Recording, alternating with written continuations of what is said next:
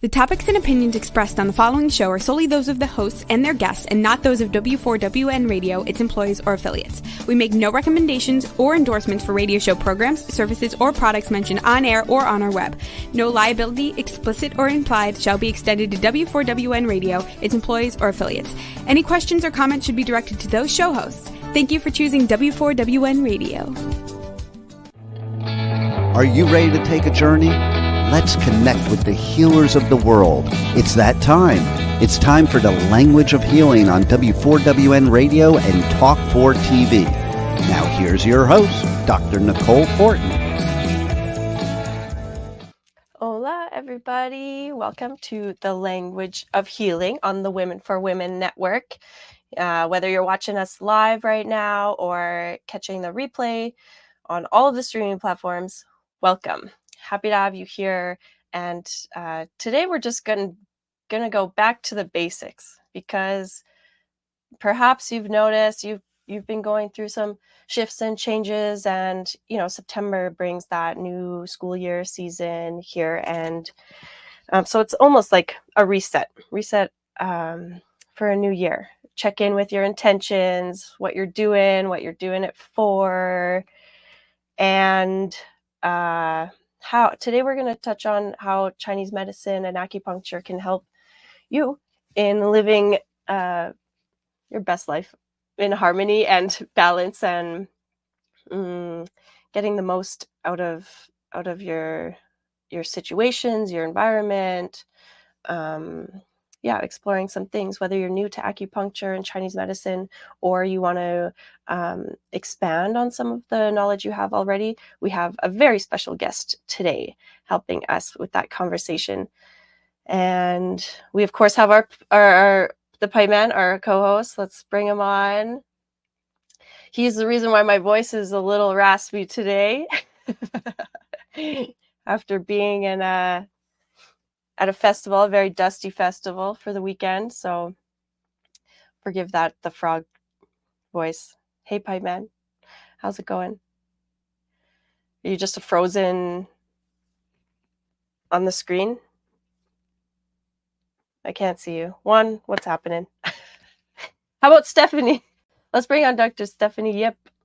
And hello. Hello. Hello. Yeah, thanks for joining us. So what about Chinese medicine? What difference does Chinese medicine make in your life? I know it's a very big question, but what have you noticed? Well, I think I live my life by Chinese medicine. I mean, especially as I get older, all of my choices are around keeping myself like the best version, so healthy and whole. And I do that through the lens of Chinese medicine. So truly, it's like everything. Yeah. Yeah. Chinese medicine is like a big umbrella.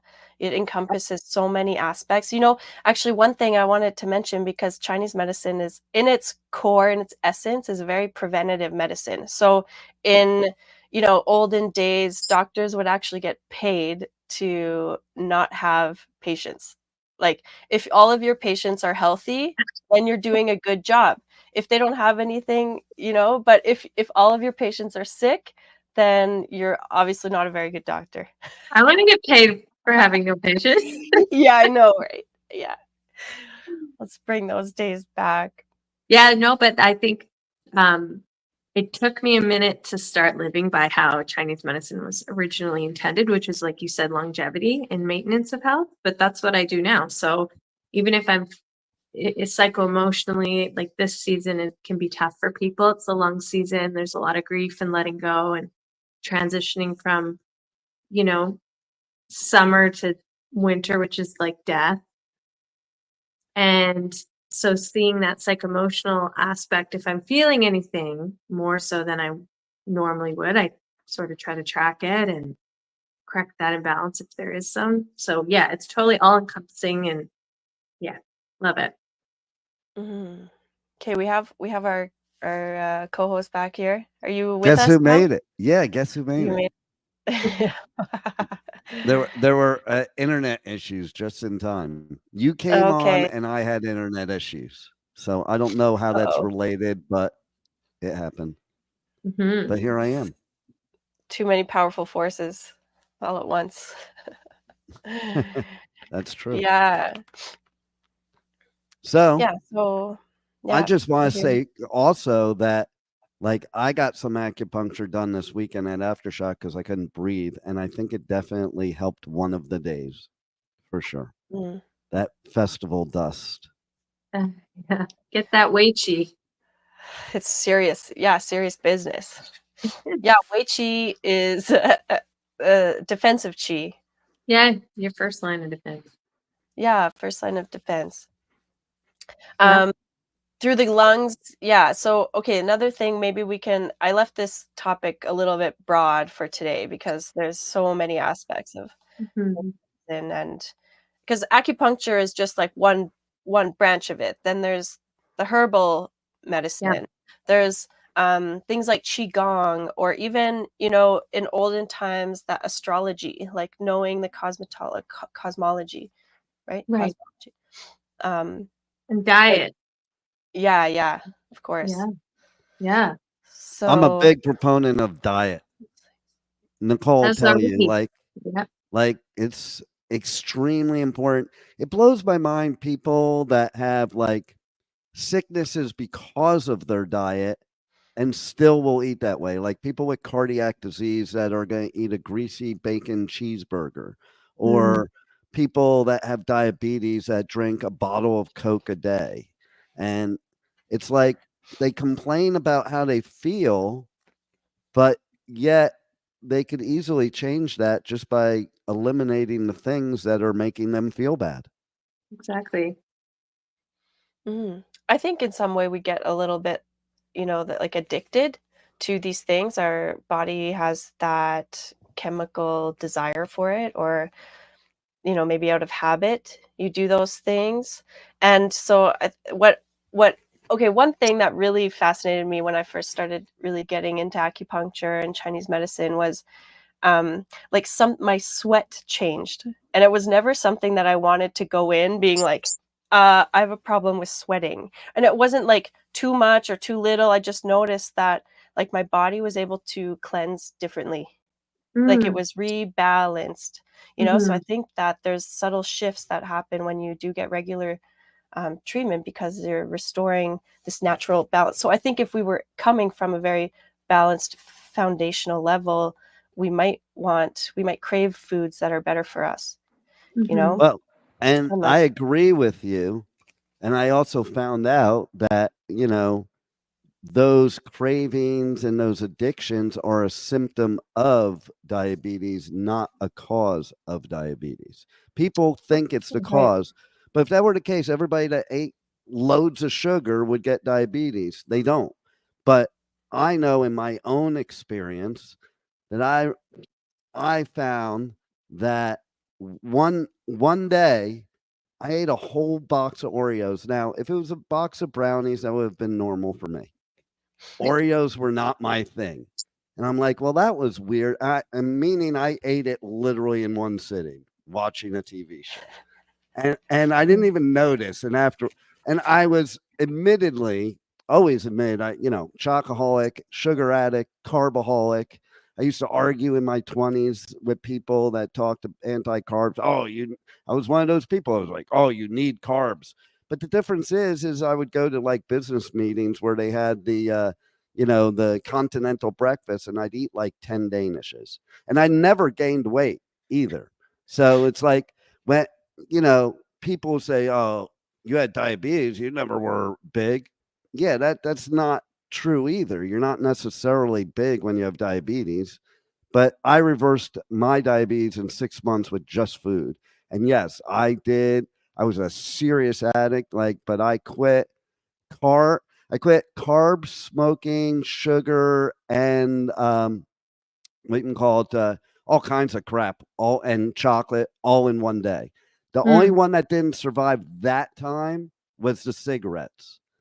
So right. apparently, I guess the cigarettes was the strongest addiction. But like I can tell you, in one sense, it was really easy. In one sense, it was really hard. It was really easy because I made a decision. Like when I decided to do it, I went on a cruise, like a 2-day cruise.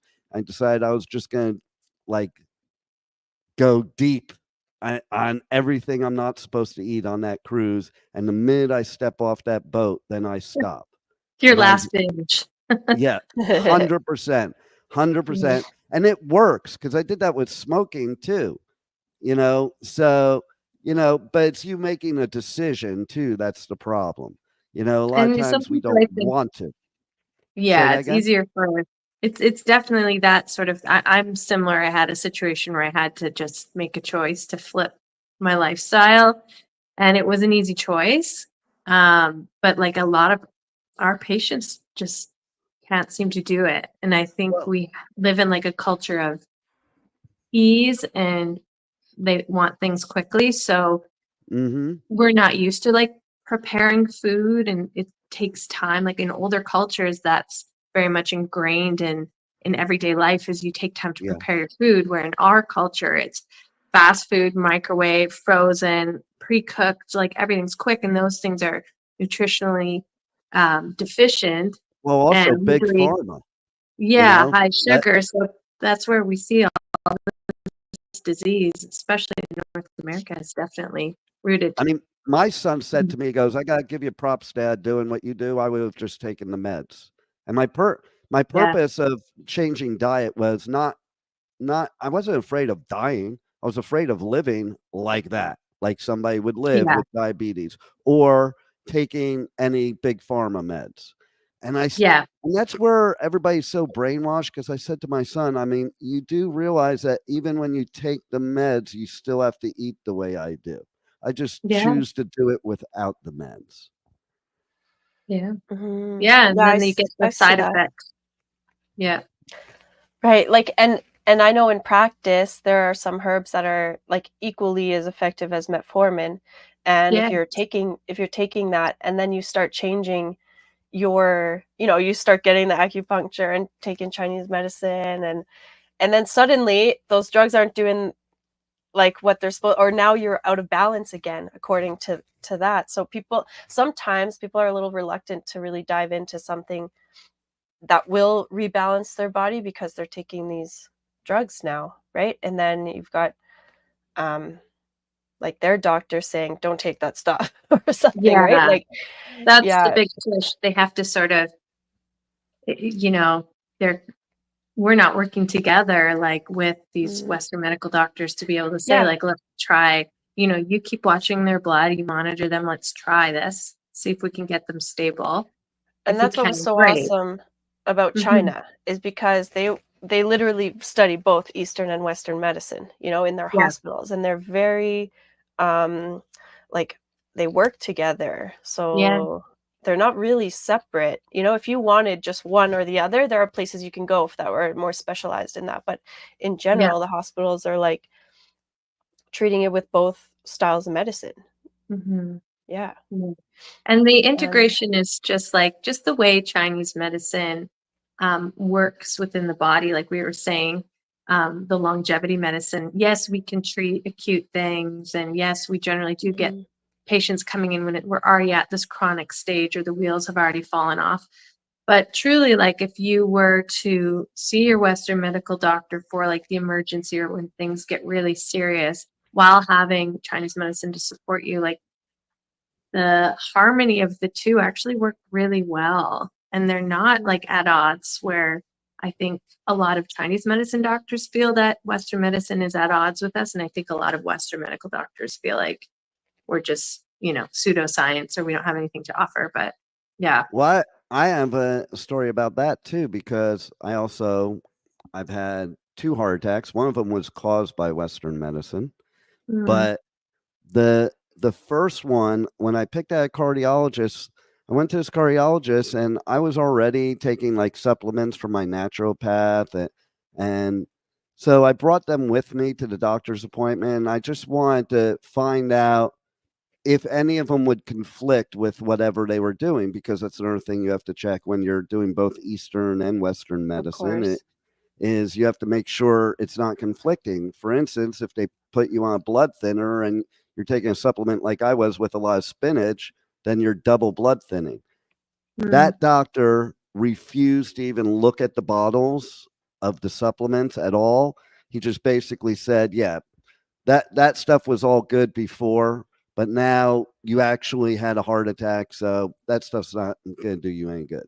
And he was so against it that I walked out and I literally called everyone in my area, had called every doctor in my area to find out, not a doctor, a cardiologist that would be pro natural medicine or pro Chinese medicine, but would be at least willing to be open to it. Yeah. And, That's hard to and find. yeah. Yeah, And because it's a so, lot of information too. Like you have to really know your stuff. I mean, to really study like the herbal medicine or pharmacology, like that's and the interactions and Oh, and they don't yes. teach that. I was pre-med in college, and they do not teach in any way, shape, or form that type of stuff. They don't even teach about prescriptions. They do like an hour of prescriptions and an hour of nutrition in the whole 8 years of college. So, they don't really know. And that's what was cool about my cardiologist, because I brought stuff in and he read everything, and the things he knew, he would say, yeah, this is okay. No, you might want to lay off this for a little while. And then the ones he didn't know, instead of acting like it was a know-it-all, he basically Google searched it, because he admitted that he didn't know anything about it. So instead of just saying no, he decided to research it while I was sitting there and gave his opinion based on that.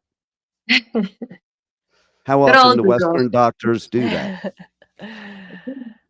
yeah, of course, you always got to check your references, Mhm. But especially when you've been in the industry for a long time, like there are some basics that are there, but well, Yeah. and things are changing, especially with like prescriptions. Things are changing and evolving all the time. What I find fascinating is that well, I was inspired, this is a big project, but and probably what stops a lot of that um cross like not contaminated integration, I guess, is like Mhm. that when we look at a herb or like a medicine, we classify it in a very different way than Western medicine. So really, Right. you have to understand both forms of medicine and how it will work. And but I mean, as we go along, like what are some like valerian? I think is like quite a common one that's both used in Eastern and Western medicine, different Yeah. um for similar effects, so I think there are a lot of similarities. It just takes a lot of work to dissect that Yeah. and to have For to sure. know both realms really well. So yeah, Yeah. Chinese medicine, I think, is an misunderstood um profession or approach to medicine, and that's kind of what the language of healing is about to me too, is to share insights and knowledge from old traditions, right? That we Yeah. think are like folky medicine, but it's really what's gotten us here this far. And then anything modern medicine is pulling from those traditional aspects, whether they like to admit it or not. So, anyway, the point is to initially live life in accordance with nature, aka the way, the Tao, and then things go more smooth in Mhm. those transitions. Yeah, Steph, you mentioned like this time of year with the lung and the grief, and that's Yeah. something we were going to talk about last week, but we didn't go too deep into it. But the connection with depression, grief, anger Mm. this time of year. Mhm. Yeah, do you have anything to add or share? Um, I mean, I think in terms of like what Western or North Americans can feel, especially if you're in a place that has seasons like we do, like that seasonal affective disorder sort of starts to come. The days are getting shorter, the leaves are dying, the weather's getting cooler. Naturally, like the mood is sort of decreasing, or at least that's what we see. And then it's busy. Like school is full blown. People are getting ready for holidays and like things are happening. I think like September's the heaviest birthday month. So there's just like a lot of stuff happening in this short period of time. And in Chinese medicine, yeah, it's the season of the lung. So that's our like first line of defense and our breath. And in terms of emotion, it's sadness and grief, and like you said, letting go, or like being able to move through things. People are getting like allergies and colds. It's just like a lot, I feel like, this time of year, isn't it? Mm-hmm. Yeah, like kids are Yeah, back in because it's school. it's like the harvest. Well, we just had Thanksgiving here in Yeah, Canada, and it's yeah, like harvest time, where you cultivate all the fruits. Like, think about the size of a seed, and you're spreading those seeds like in the springtime, and then all summer it comes to fruition or over the year. And then when you're picking it, there's like they're bigger sized items. So it takes right. time and effort. And I feel like we're opposite in Pick North it. America than what we used to be. Like when we used to be more farming, harvesting, gathering, this was the season of celebration, right? All of your labor was coming to fruition. You were getting all the fruits of that labor, literally, and hoping for abundance to like get you through the winter. And it was time of rest. Like you just worked your ass off for months. And now days are getting shorter and we're resting more. Where I feel like in our culture, it's opposite. Like it's full gung ho, especially like if you're a parent. Shit is crazy this time of year. Lessons, No doubt. sports, kids, wild. And like, I just think, yeah, we naturally maybe wind down after the long days and the summer months and the hard work. We're sort of living a little opposite. Yeah, I've always felt that too. Like that Yeah. summer holidays quote should be like in the winter, because that's when we should be Yeah. resting. And, but there's so many social engagements, events, activities. Constant. Yeah. It's so then of course that depletes the natural like state, Yeah. because we're Yeah. And just then pushing it. we are. And that just like the energy of the season, like we said, like the grief and the sadness and maybe an inability to clear things out. And so we get sick, we get tired, we get sad, no sunshine. The no sunshine is huge. And then the Yeah. overeating, like they say flu season because it's cold, which makes no sense because cold is not what breeds it. It's the overeating of Thanksgiving or at least here in the US, Thanksgiving and Christmas all in 1 month. Right. Yeah. And and in Chinese medicine, and indulgence. especially where we live, in Alberta, it's very dry here. The lungs don't like dryness. So that inability to like manage your body's fluids kind of go down. We're more susceptible to things. I think that's why we tend to get sick here, especially, and we're not getting the vitamin D, and you're not supplementing, and you're really not getting the vitamin D. And then, yeah, you're eating all this like, you have Thanksgiving and then Halloween, and then it's people go on holidays before Christmas and then Christmas time. And yeah, just recipe for disease and unwellness. No doubt. Yeah, and like really naturally that time of year, the water quality or the kidneys, like our root of life, where we should be really resting and rejuvenating ourselves. And that's next, right? That's after the lung season, it's kidney. So yeah. sort of. Yeah, so I think it is a hard transition because you're kind of like being forced inward when there's other forces pulling you back out. So it's like a bit of a push-pull dynamic. Yeah, and like I said, people It's don't. exhausting. What I see in my practice is it's very hard for people to do anything that takes time that's like worthwhile, like cooking food slowly, sitting down to eat your food slowly, getting up and exercising with your natural rhythms, like when the cortisol is high, like getting to bed early. They don't really like to do those practices that are going to like get you that longevity.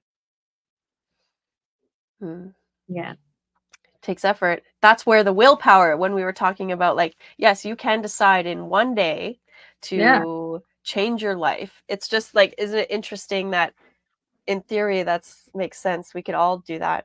But we wake up that morning and it's like you're still hardwired this way. So if you have the strong will, which is that kidney energy, that essence, that spirit, Mm-hmm. like that's the main driver. And AKA why we call that like the root of life. Because Yeah. without the will to do anything, you're not likely to do it, Yeah. So I think that things like the herbs, I mean, what they're intended for is to restore balance in your body. And then once your body is balanced, you don't really need that medicine anymore. Like now you're good, you're whole, And that's the other and that would beautiful change. thing. Yeah, about Chinese medicine, like what you're saying, doctors sort of wanted you to be on this medicine forever. And in Chinese medicine, our goal is to get your body doing these processes on its own. So facilitating it when it needs a little bit of help. But eventually, with proper diet, lifestyle, routine, things that are going to lend to like a robust body, you don't need herbs and medicine and all this stuff. And think about it too. Okay. So like my naturopath, she just basically said, we're going to rebuild every cell in your pancreas. And what the drugs do is they make sure your pancreas does not work properly. So it always needs the drugs. It becomes addicted to the drugs. And, I think the fact of the matter is that, yeah, I mean, if you treat the source instead of the symptom, and if you rebuild, then yes, after a while, you don't need the supplements. I think the supplements are something to get you through that stage to that point. Right. Mm-hmm. And we've done so much damage to our bodies through many years. Like everybody, they want to just take a pill and everything's fixed, that they took 5, 10, 20, 40 years to destroy their body, and they want it to be fixed in one day. And That's that unfortunately, fast it food doesn't happen. mentality again. Yep. It doesn't happen that way ever. I think that's probably my biggest frustration as a Chinese medicine practitioner is trying to change a mindset of a North American person who lives like that, who just wants a pill to make it better. They don't want to do the work. They don't want to take the time, and they don't want to recognize that it took them 20, 30, whatever, how many ever years to get sick. It's probably like my biggest, that in my practice, I have a lot of discussions about expectations because like you have to have realistic expectations. We can't fix 15 years of disease in 5 treatments because that's how much your benefits cover. Like this ain't going to happen. You need to have some investment of time and unfortunately money to get you better.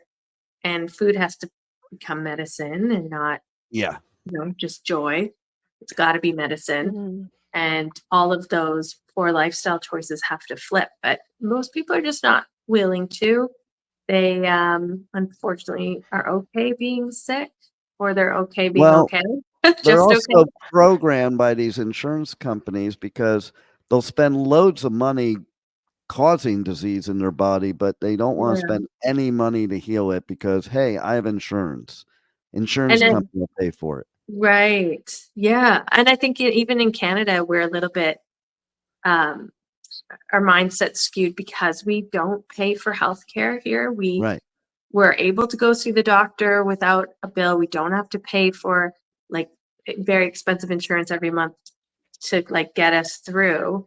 So then when we do have to pay out of pocket, it's like we can't fathom it. Right. Whereas I think in other places, people are willing to pay for their holistic practitioners because the other side of it is they're paying for expensive diabetes money, insulin, and other medicines and stuff like that. Totally. Yeah. It's unfortunate. I also want to say with the acupuncture, I can't tell you how many people I've known that they're like, well, I tried it and it didn't work. And I was going to say that's a bit. They probably only tried it once. And it's like, it's like saying I only took one antibiotic and I didn't take the rest of the bottle and it didn't work. That would Yeah. be the only way you could get through to those people, because And I it's think the same onus thing. of that is on us as practitioners, as Chinese medicine practitioners, is really educating our patients. Like I Yeah. said, like in my practice during the consult, we have these discussions of how Chinese medicine works. What are realistic expectations and what aren't? Like, commit to a certain amount of treatments and then we'll reassess. Because, yeah, you go in there, you're like, I've had diarrhea for, 15 years and all these things. And then you're like, okay, I did my one treatment for 25 minutes and I went home and I ate 4 pints of ice cream and I had diarrhea and I don't understand. It doesn't work. Chinese medicine doesn't work. Okay, Dr. Yip, how about we share some tips around diet from a Chinese medicine perspective, because there are some Okay. real gems there that are, Yeah. I've noticed, are ingrained. They're just like inherently passed down and known in some cultures, and then Yeah. the West here, it's like we don't know what we're doing. Even if someone No. wants to shift and change, it's like, 100%. where do you even begin? Yeah. You know, I would but say there are some real basics. So let's hear some. yeah. I would say my number one thing I tell people that is just universal is cook your damn food. Stop eating things cold and raw. Cook your food, especially in the morning. You cannot throw cold water in a pot and act like it's going to cook. You gotta warm your digestive tract, whether it's through broths or like lemon and honey or cooked eggs, just anything that's warm and nourishing, easy to digest. That would be like my number one recommendation. If you just did that, you would see, and whole foods. So yeah, you can't have a warm pizza pocket and expect to feel good. But like, Oh, but why not? What? Especially at like How about 12:30 at if I night? warm my lava cake? Will that work? no, cooked whole foods. If you can do it organic, do it organic. I know that's not always feasible for people, but yeah, warming, easy to digest foods. This time of year where we live, it's squash, pumpkin, like, those root vegetables, apples, pears, like really yummy things that are easy to digest. They're bioavailable and our bodies will like us for it. That's probably my like number one tip that I tell all patients across the board. Hey, we Yeah, and got I a would. comment from somebody. I don't know if either Oh, one of you know this person, I didn't but see this. yeah, so I'll show it to you. Oh, hey, Daryl. It's Hey, Daryl. ladies. How you doing? Daryl, thanks for watching. You're the best. That's awesome. Hilarious. Yeah, that's cool. That's cool. Did you tell him we were coming on today? No, I didn't. Okay, awesome. Or Shout I out to did. I Daryl. don't remember. Maybe I did like last week or the week before, but I don't think Yeah. One thing I wanted to add to that, the raw, like eating cooked foods, the reason behind that, Yeah. especially if you're someone who is tired or low energy and already maybe weak in that digestive system, is because if you eat something that's cold, like ice water, it's probably one of my like Or top pet smoothie, peeve. which is really Or common, smoothies, right? honestly, In the ice morning, cream is the worst thing in the morning. it's the yin killer, isn't it? Well, yeah, because if you think about it, you're going to put in something that's colder than your body temperature. So when the body takes that in, now it has to use energy to first warm it up. And Yeah. then now it needs energy to digest that. And then it needs Yeah. energy to transport it through your cells, through your system. It takes Right. energy to break that stuff down and pick out what's nutritious and what needs to go. So if you're ingesting the coldness, you're wasting energy. Eat something that's cooked and pre-digested so it goes right into your body as usable source. Yep. So that's Yeah. So but I think we have a lot of internal heat and people want they crave those cool foods, to Right. so what balance about that these heat. But raw diets that people promote?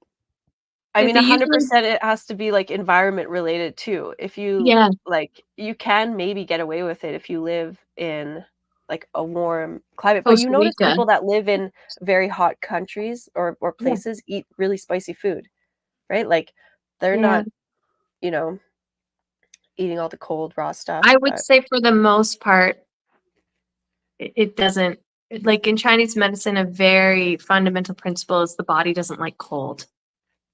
It doesn't like cold. It likes warmth. It likes neutrality or warmth. And I think, yeah, if they were craving like the cool, there's other ways to get it, like cucumber or watermelon, or like the pears again, like promoting the yin of the body that the part of Chinese medicine, that yin nature that cools and moisturizes and does all that. But So for the some most part, vegetables and some fruits are okay to eat raw. in moderation, Yeah. for sure. There's some constitutions, like I'll have some patients where I'm like, no, you need like nothing raw, nothing. You need to be cooking everything. That's very specific. Like Nicole mentioned, like somebody who's very tired, like a yang deficiency, we call it, or spleen qi deficiency. We would really want them to stay away from the raw.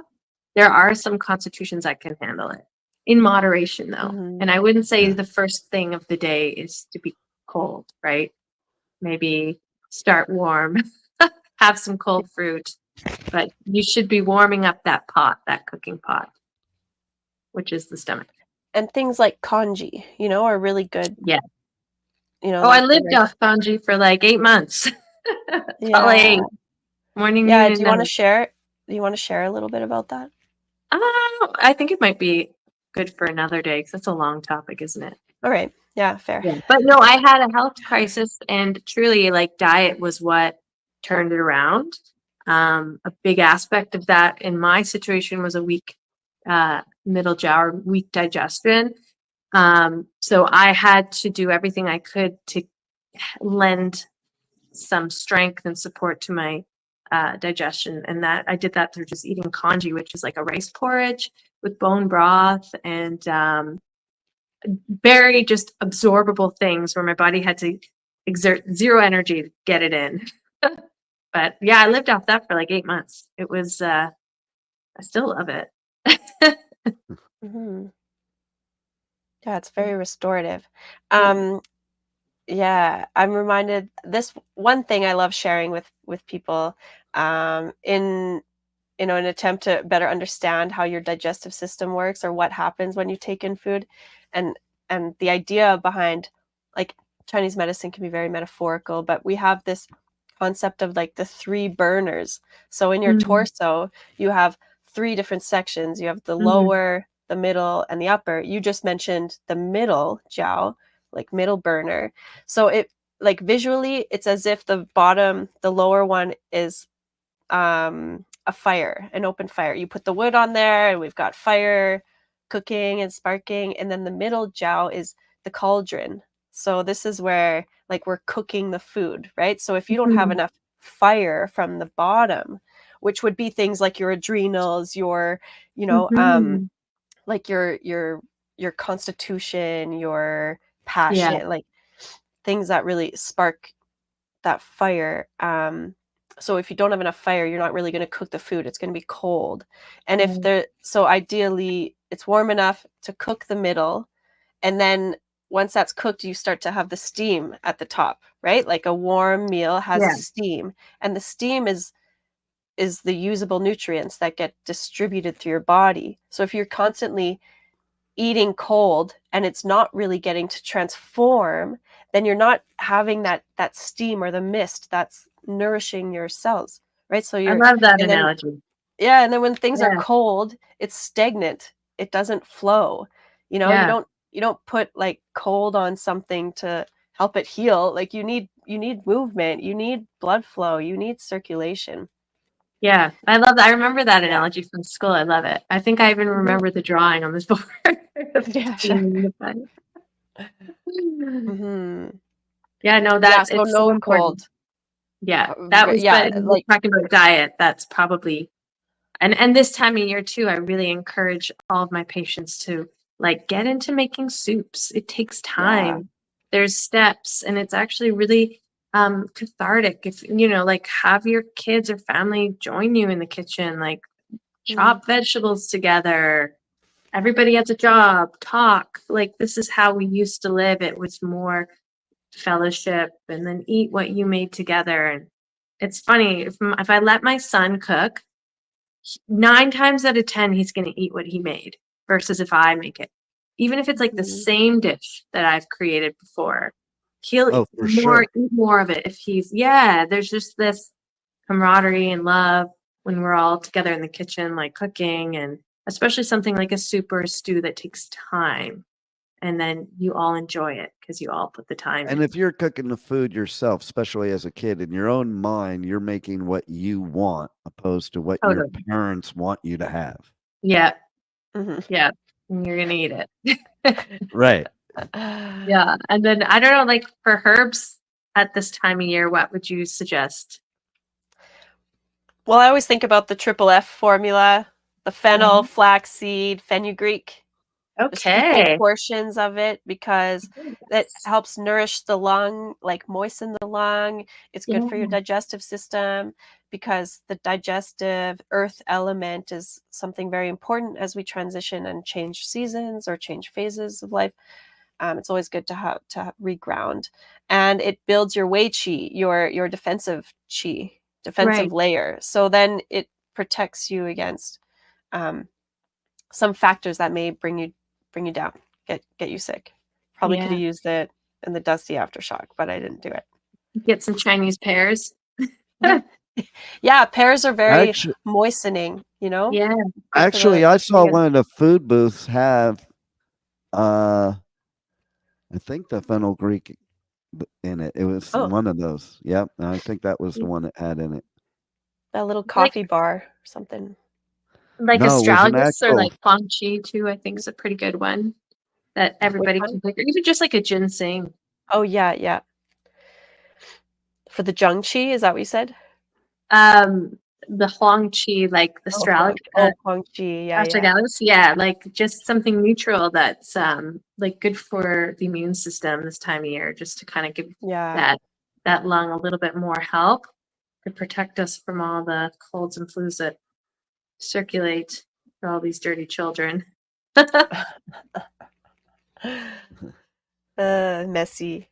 Yeah, but I mean, what else? I mean, I'm a huge advocate for the diet, the cold, like eating warm cooked foods, especially right now. It's our harvest time. You've got all of the great like squashes and root vegetables and pumpkin things like that to make stews and and when you're making it yourself, you control what's in there. You can make your own broth, your own stock. These things are really simple, actually. Like they can just kind of stew overnight, even slow cooker. I don't know how many patients that have come to being like, well, I've got either no bowel movement or too loose of a bowel movement after breakfast, and I'm bloated and I have no energy and I feel like crap. And then I'm like, okay, what are you eating? It's like, well, yogurt with like frozen berries on it and some chia seeds and all of my protein shake. And they think it's like healthy and balanced because maybe that's what their nutritionist told them to eat. Yeah. And whatever, they got all their macros and all this garbage, but I'm like, you feel like shit, so it's not working for you. Right. And then People don't even realize that. No. Yeah, because it's just. And then there's reluctance to eat some Chinese medicine or something too, right? Like, oh, I'm going to stick with this because this is the fad. My dietitian told me this is what I should eat. Yeah. And meanwhile, what you just mentioned is like all pure sugar. Like, so, and potentially, like a Greek yogurt. Yeah, and they're proud. People are proud when they get food coma. Like, I hear people say it all the time.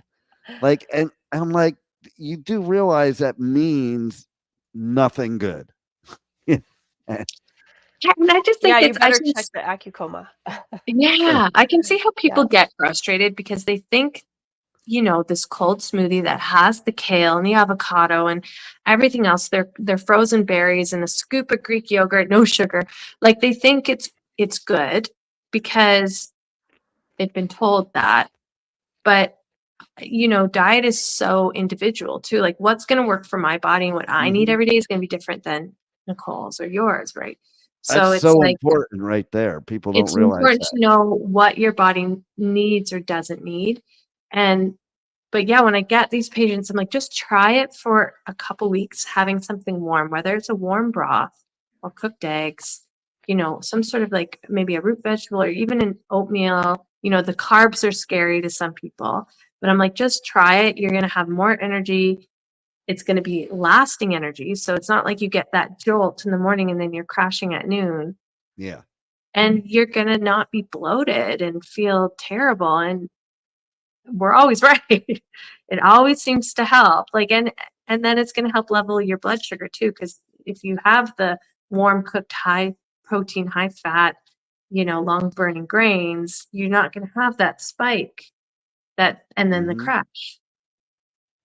It's even interesting, like, because a lot of the health food nowadays is all marketing. Like, even if you go back to V8 and people drinking V8 as a healthy thing, it's like one of the most unhealthy things. Yeah, I forgot about V8.